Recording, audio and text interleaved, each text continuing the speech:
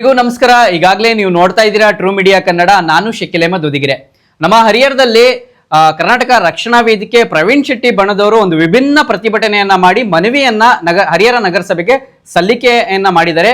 ಅದ್ರ ಬಗ್ಗೆ ಇವತ್ತು ಮಾತಾಡ್ಲಿಕ್ಕೆ ಇವತ್ತು ನಮ್ಮ ಹರಿಹರದ ಪ್ರವೀಣ್ ಶೆಟ್ಟಿ ಬಣದ ತಾಲೂಕು ಅಧ್ಯಕ್ಷರಾಗಿರುವಂತ ರಮೇಶ್ ಮಾನೆ ಅವರು ಇದ್ದಾರೆ. ಹಾಗೆ ಜೊತೆಗೆ ಪ್ರೀತಮ್ ಬಾಬು ಅವರು ಇದ್ದಾರೆ. ರಮೇಶ್ ಮಾನೆ ಅವರೇ, ಕಾರ್ಯಕ್ರಮಕ್ಕೆ ನಿಮಗೆ ಸ್ವಾಗತ. ನಮಸ್ಕಾರ. ಹಾಗೆ ಪ್ರೀತಮ್ ಬಾಬು ಅವರು ಈ ಕಾರ್ಯಕ್ರಮದಲ್ಲಿ ಇದ್ದಾರೆ, ಅವರಿಗೂ ಈ ಕಾರ್ಯಕ್ರಮಕ್ಕೆ ಸ್ವಾಗತ. ನಮಸ್ಕಾರ. ರಮೇಶ್ ಮಾನೆ ಅವರೇ, ಮೊದಲನೇದಾಗಿ ನಿಮಗೆ ಕೇಳಕ್ಕೆ ಇಷ್ಟಪಡ್ತೀನಿ. ಏನಿದು 50% ರಿಯಾಯಿತಿ ಕೇಳಿದ್ದೀರಾ?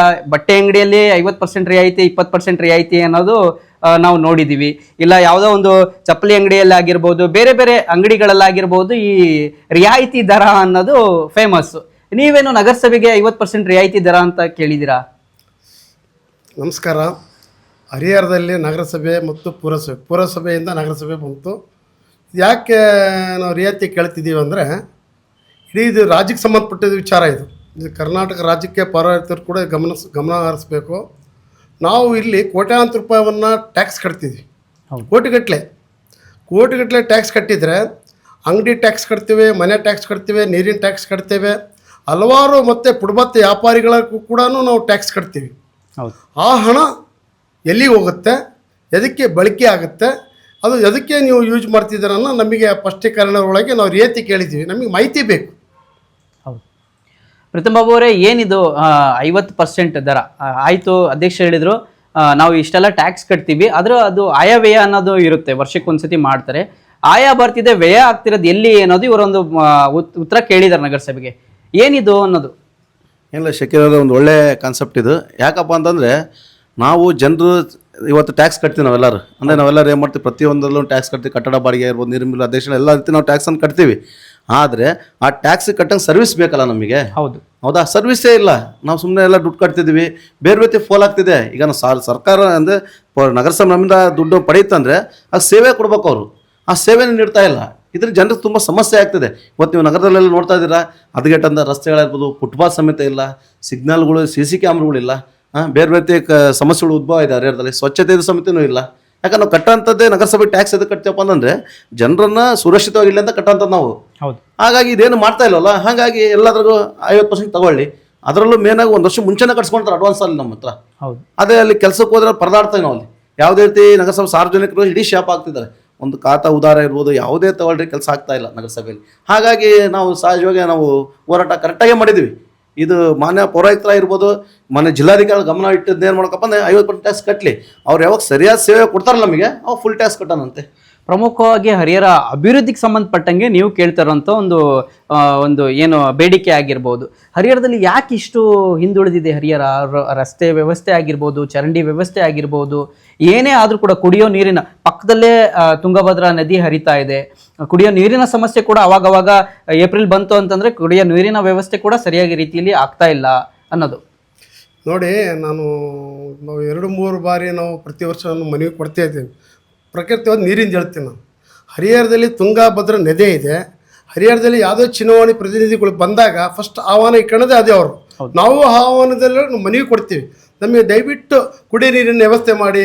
ಲೋಕಸಭಾ ಸದಸ್ಯರಿರ್ಬೋದು, ಶಾಸಕರಿರ್ಬೋದು, ಆಮೇಲೆ ನಗರಸಭೆ ಸದಸ್ಯತ್ವದಲ್ಲಿ ಇರ್ಬೋದು, ಫಸ್ಟ್ ನಮಗೆ ನೀರಿನ ವ್ಯವಸ್ಥೆ ಮಾಡಿರಿ ಅಂತ ಎಲ್ಲರೂ ಕೂಡ ನಮಗೆ ಆಶ್ವಾಸನೆ ಕೊಡ್ತಾರೆ.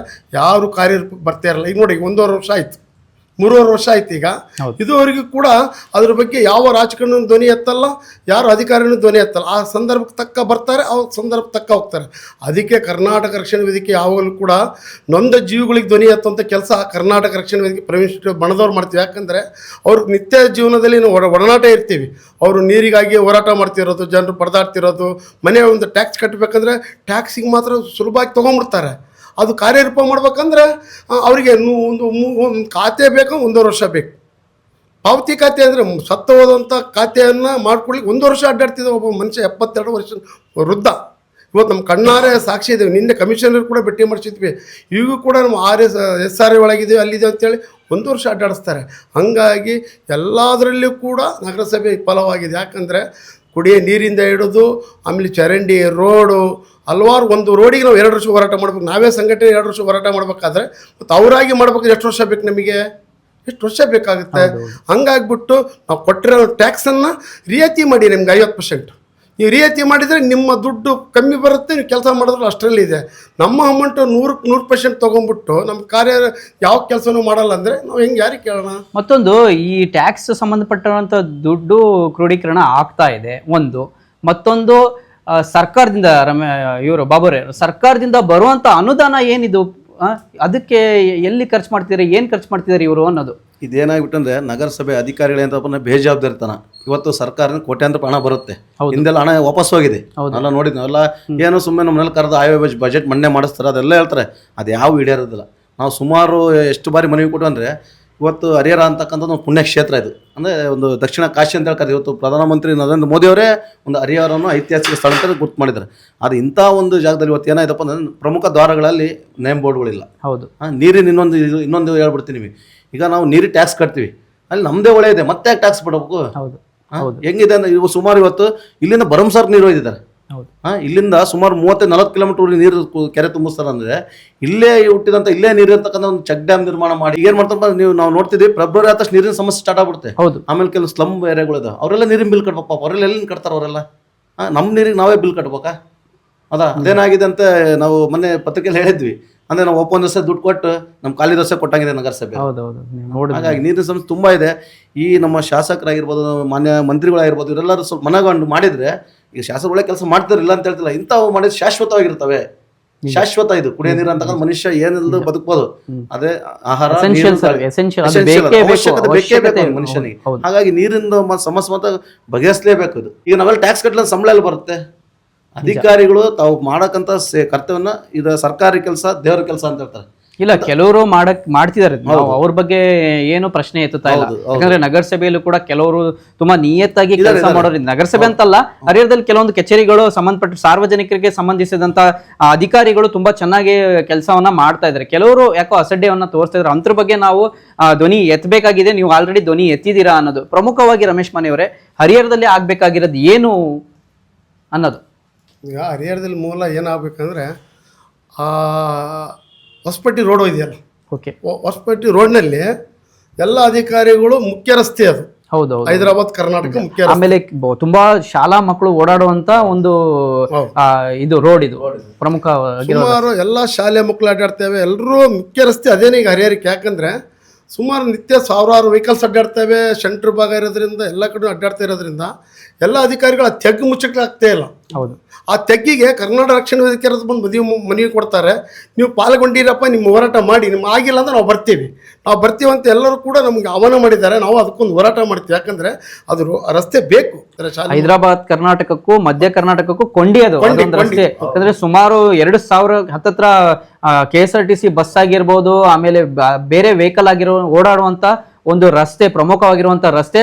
ಅದ್ರ ಜೊತೆಗೆ ಅಲ್ಲಿ ಸುಮಾರು 50% ಹೆಚ್ಚು ಶಾಲೆ ಇರುವಂತ ಒಂದು ರೋಡ್, ಶಾಲಾ ಮಕ್ಕಳು ಓಡಾಡುವಂತ ಒಂದು ರೋಡ್ ಅದು. ಯಾಕಂದ್ರೆ ಅಲ್ಲಿ ತುಂಬಾ ಶಾಲಾ ಮಕ್ಕಳು ಕೂಡ ಓಡಾಡ್ತಾರೆ. ಅದು ಪ್ರಮುಖವಾಗಿರುವಂತ ಒಂದು ಸಮಸ್ಯೆ. ಪ್ರೀತಮ್ ಬಾಬುರೇ, ಕೊನೆಯದಾಗಿ ಏನ್ ಹೇಳಕ್ ಇಷ್ಟಪಡ್ತೀರಾ? ಈ ಮತ್ತೆ ನಿಮ್ಮ ಹೋರಾಟ ಹೇಗಿರುತ್ತೆ? 50% ಕೇಳಿದಿರಾ, ಇದು ಅನುಷ್ಠಾನ ಆಗುತ್ತಾ? ಸಾರ್ವಜನಿಕರು ಈ ಪೇಪರ್ ಸುದ್ದಿಯನ್ನ ನೋಡಿ ತುಂಬಾ ಯಾರೋ ಒಂದು ಈ ರೀತಿ ಮಾಡ್ತಾ ಇರೋದ್ರಿಂದ ಖುಷಿಯಾಗಿದ್ದಾರೆ ತುಂಬಾ ಜನ. ಯಾಕಂದ್ರೆ ಅಲ್ದಾಡ್ತಿದ್ದಾರೆ. ಆಮೇಲೆ ಆಟೋ ಡ್ರೈವರ್ಸ್ ಅಂದ್ರು ಹೇಳ್ಬಾರ್ದು. ಯಾಕಂದ್ರೆ ಎಲ್ಲಾ ಸಮಸ್ಯೆ, ರೋಡಿನ ಸಮಸ್ಯೆ ತುಂಬಾ ಹತ್ತಿರವಾಗಿ ನೋಡ್ತಾ ಇರೋದಂದ್ರೆ ಆಟೋ ಡ್ರೈವರ್ಸ್. ಪ್ರಮುಖವಾಗಿ ಏನ್ ಹೇಳ್ತೀರಾ ಕೊನೆಯದಾಗಿ ಏನಿಲ್ಲಪ್ಪ ಅಂತಂದ್ರೆ, ಇವತ್ತು ನಮ್ಮ ನಾವು ಸಂಘಟನೆ ಇದೆ ಅಂತೇಳಿ ನಮ್ಮ ಕರ್ತವ್ಯನು ಅಧಿಕಾರಿ ಎಚ್ಚರಿಕೆ ಕೊಡುವಂಥದ್ದು. ಈಗ ಸಾರ್ವಜನಿಕ ಎಲ್ಲರೂ ನಮ್ಮ ಥರ ಅವರೆಲ್ಲ ಕೈ ಜೋಡಿಸ್ಬಿಟ್ರೆ ಮುಂದಿನ ದಿನಗಳಲ್ಲಿ ನಾವು ಒಂದು ಬೇರೆ ರೀತಿ ಒಂದು ಹೋರಾಟ ರೂಪರೇಷೆ ಬದಲಾವಣೆ ಮಾಡಿ, ಇದೇನು ಈಗ ನಾವು ಮಾಡ್ತಿರೋದು ನಮ್ಮ ವೈಯಕ್ತಿಕ ಅಲ್ಲ, ಇಡೀ ಒಂದು ಹರಿಹರದ ಸಮಸ್ಯೆ ಜನತೆಗೆ. ಯಾಕಂದ್ರೆ ಇಲ್ಲಿ ಸುಮಾರು ಸಿಟಿಯಲ್ಲೇ 1 ಲಕ್ಷ ಮೇಲೆ ಜನ ಇದ್ದಾರೆ. ಹೌದಾ? ಎಲ್ಲರೂ ನಮ್ಮ ಕೈ ಸಹಕಾರ, ಎಲ್ಲ ಸಂಘ ಸಂಸ್ಥೆ ಆಗಿರ್ಬೋದು, ಎಲ್ಲ ಮಾಧ್ಯಮದವರು, ಪತ್ರಿಕೆ ಎಲ್ಲ ಸಹಕಾರ ಕೊಟ್ಟರೆ ನಮಗೆ ಬೇರೆ ರೀತಿ ಹೋರಾಟಗಳು ಮಾಡೋದ್ ಮುಖಾಂತರ ಜನರಿಗೆ ಏನಂತ ಸೌಲಭ್ಯ ಮುಟ್ಟಿಸುವಂತೆ ನಗರಸಭೆ ಎಚ್ಚರಿಕೆಯನ್ನು ಕೊಡ್ತಿಲ್ಲ. ಹಾಗೆ ರಮೇಶ್ ಮನೆಯವರು ಏನು ಹೇಳ್ತಿರಲ್ಲ ಕೊನೆಯದಾಗಿ? ಸರ್, ಕೊನೆಯದಾಗಿ ಹೇಳೋದೇನೆಂದರೆ, ಕರ್ನಾಟಕ ರಕ್ಷಣಾ ವೇದಿಕೆ ಪ್ರವೀಣ್ ಶೆಟ್ಟಿ ಬಣ ಯಾವತ್ತೂ ಹೋರಾಟದ ಮುಖಾಂತರ ಬಂದಿದ್ದೀವಿ. ನಾವು ಸಾರ್ವಜನಿಕರಿಗೆ ಏನೇ ಕುಂದು ಕೊರತೆ ಇದ್ದರೂ ಕೊಟ್ಟ ಫಸ್ಟ್ ಧ್ವನಿ ಎತ್ತದೆ ಕರ್ನಾಟಕ ರಕ್ಷಣಾ ವೇದಿಕೆ. ಇಲ್ಲಿ ಕೂಡ ಅದು ಏನು 50% ಅವ್ರು ಏನು ತೊಗೊತಿದಾರಲ್ಲ. ಮತ್ತು ನೀರಿಂದ ಹೇಳ್ತೀವಿ, ನೀರು ಏನಂದರೆ 4 ಎಣ್ಣೆ ಬಳಸಿದಾಗ 8 ಎಣ್ಣೆ ಬಳಸಿದರೆ 4 ಎಣ್ಣೆ 8 ಎಣ್ಣೆ ಸೇರಿ 8 ಎಣ್ಣೆ ಮಾಡ್ತಾರೆ. 8 ಎಣ್ಣೆ ಬಳಸಿದಾಗ 1 ರೂಪಾಯಿ ತೊಗೊತಾರೆ. ಅದನ್ನು ಕಡಿಮೆ ಮಾಡಬೇಕು ಫಸ್ಟು. 8 ಅಣಿ ಬಳಸಿದ್ರೆ 8 ಅಣಿನೇ ತಗೋಬೇಕು, 4 ಅಣಿ ಬಳಸಿ 4 ಅಣಿನೇ ತಗೋಬೇಕು. ಹೌದೌದು. ಸ್ವಲ್ಪ ಒಂದೆರಡು ಕೂಡ ಹೆಚ್ಚಿಗೆ ನೀರು ಬಳಸಿದ್ರೆ ಅದು 4 ಅಣಿನೂ ಪ್ಲಸ್ 8 ಅಣಿ ತಗೊಂತಾರೆ. ಎಷ್ಟು ಬಳಕೆ ಮಾಡ್ತಾರೆ ಅಷ್ಟಕ್ಕೆ ಮಾತ್ರ ಫಿಕ್ಸ್ ಮಾಡಬೇಕು ಅನ್ನೋದು ನಿಮ್ಮ. ಹೌದೌದು, ಅಷ್ಟಕ್ಕೆ ತಗೋಬೇಕು. ಯಾಕಂದ್ರೆ ನಮ್ಮ ಹರಿಹರದಲ್ಲಿ ತುಂಗಾಭದ್ರಾ ನದಿ ಇರೋದ್ರಿಂದ ನಾವು ನೀರಿಗೆ ಬಡತನ ಬಂದಿದೆ ನಮಗೆ. ಹೌದು ನಿಜ. ನೀರಿನ ಬಡತನ ನೀವು ನಮಗೆ ಕೊಟ್ಟರೆ ನಾವು ಬೇರೆಯವರಲ್ಲಿ ನೀರು ಒಯ್ತಿದ್ದಾರೆ, ಅವರಿಗೆ ಟ್ಯಾಕ್ಸ್ ಯಾಕೆ ತಗೊಂತಿಲ್ಲ? ನಮ್ಮ ನೀರು ತೊಗೊಂಡು ಹೋಗ್ತಾರೆ ಹೊರಕ್ಕೆ ಜಿಲ್ಲೆಗಳಿಗೆಲ್ಲ ತೊಗೊಂಡು ಹೋಗ್ತಾರೆ, ಅವ್ರಿಗೆ ಯಾಕೆ ಟ್ಯಾಕ್ಸ್ ತೊಗೊಳಲ್ಲ ನೀವು? ನಮ್ಮ ನೀರು ನಮ್ಗೆ ಯಾಕೆ ಟ್ಯಾಕ್ಸ್ ಹಾಕ್ತಿದ್ದಾರೆ ಅಂತೇಳಿ ನಾವು ಇದು ಮುಂದಿನ ದಿನಗಳಲ್ಲಿ ಇಂಥ ಅವಕಾಶ ಬಂದರೆ ನಾವು ಸರ್ಕಾರ ವಿರೋಧ ಹೋರಾಟ ಮಾಡ್ತೀವಿ, ನಗರಸಭೆ ವಿರೋಧ ಹೋರಾಟ ಮಾಡ್ತೀವಿ. ನಮಗೆ ನಾವು ಯಾವಾಗಲೂ ಹೋರಾಟಗಾರದಲ್ಲಿ ಇರ್ತೀವಿ. ಮುಂದಿನ ದಿನಗಳಲ್ಲಿ ಅಂಥ ಉಗ್ರವಾದಂಥ ಹೋರಾಟ ಸಮಯ ಬಂದರೆ ನಾವು ಹರಿಹರ ಬಂದ್ ಮಾಡೋದಕ್ಕೂ ನಾವು ಗಟ್ಟಿಯಾಗಿರ್ತೀವಿ. ಇವತ್ತಿನ ನಮಗೆ ಡುಮ್ ಮೀಡಿಯಾ ಅವರು ಶಕೀಲ್ ನಮ್ಮ ಆತ್ಮೀಯ ಮುಂಚೆ ನಮ್ಮ ರಕ್ಷಣೆ ವೇದಿಕೆ ಒಳಗಡೆ ಕಾರ್ಯರೂಪಕ್ಕೆ ಕೆಲಸ ಮಾಡಿದವರು ಅವ್ರು ಇವತ್ತು ಇದು ಡುಮ್ ಮೀಡಿಯಾ ಅವರು ನಮ್ಮ ಶಕೀಲ್ ಅವರು ಇದು ಮೀಡಿಯಾ ನೋಡಿ ನಮಗೆ ಇದೆಲ್ಲ ನೋಡಿ ಆಶ್ಚರ್ಯ ಪಡ್ತೀವಿ. ಏನಪ್ಪ ಎಷ್ಟು ಸುಂದರವಾದಂಥ ಒಂದು ಮೀಡಿಯಾ ಮಾಡ್ಕೊಂಡಿದ್ದಾರೆ, ಸ್ಟುಡಿಯೋ ಮಾಡ್ಕೊಂಡಿದ್ದಾರೆ. ನಮಗೆಲ್ಲ ನೋಡಿ ಖುಷಿ ಆಯಿತು. ಯಾಕಂದರೆ ಇಂಥವ್ರು ನಾವು ಬೆಳೆದ್ರೆ ನಮ್ಮ ಊರು ಬೆಳೆಯುತ್ತೆ, ಎಚ್ಚರಿಕೆ ಕೊಡ್ತಾರೆ, ರಾಜಕಾರಣಕ್ಕೆ ಎಚ್ಚರಿಕೆ ಕೊಡ್ತಾರೆ, ಅಧಿಕಾರಿಗಳು ಗಮನ ಹರಿಸ್ತಾರೆ. ಇಂಥವ್ರು ನಮಗೆ ಅವಶ್ಯಕತೆ ಇದೆ. ಅವರಿಗೂ ಕೂಡ ನಾವು ಶಕೀಲ್ ಅವರಿಗೆ ಧನ್ಯವಾದಗಳು ಹೇಳ್ತೇವೆ ಕರ್ನಾಟಕ ರಕ್ಷಣಾ ವೇದಿಕೆಯಿಂದ. ನಮ್ಮ ಹರಿಹರ ಅಭಿವೃದ್ಧಿ ಆಗಬೇಕು ಅನ್ನೋದು ಅಷ್ಟೇ ಇವರ ಒಂದು ಹೋರಾಟ.